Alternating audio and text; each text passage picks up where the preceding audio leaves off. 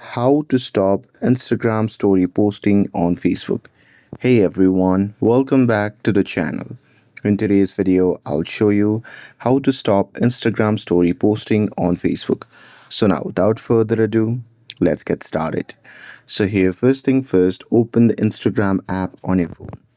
And now here, once you're inside the app, just tap on the profile icon shown in the bottom right corner of the screen.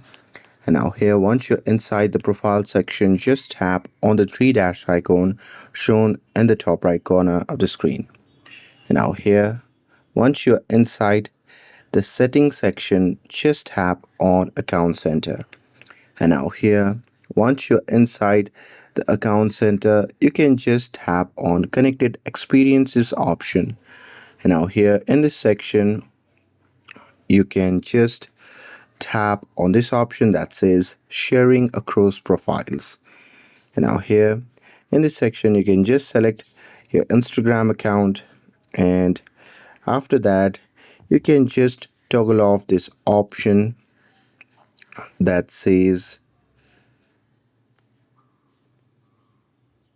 Instagram post, Instagram story and Instagram reel, and that's it.